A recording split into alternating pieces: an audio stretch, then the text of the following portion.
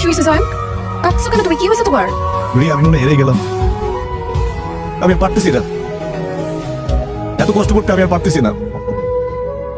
আমার জীবনে আমি এত কষ্ট করি নাই, কিন্তু এত কষ্ট করে কিছু হইতেছে না। দেখো, না পারতেছি বাবার পাশে দাঁড়াইতে, না পারতেছি মাকে হেল্প করতে, না পারতেছি পড়াশোনা করতে।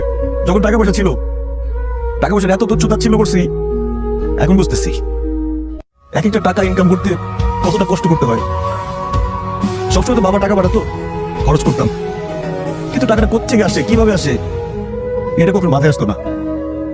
তুই তোকে অনেক বস টাকা নষ্ট না করতে। আমি না তখন বুঝি নাই টাকার মর্মটা।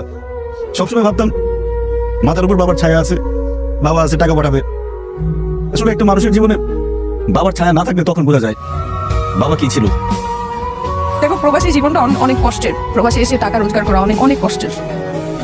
দূর থেকে মানুষ সেটা বোঝে না। সবাই মনে করে সদস্যরা অনেক ভালো আছে, অনেক সুখে আছে, অনেক টাকা রোজগার করতেছে, কিন্তু প্রবাসীরাই বোঝে তারা কত কষ্টে আছে, কত কষ্ট করে তারা টাকা রোজগার করতেছে। তারা ভালো নাই।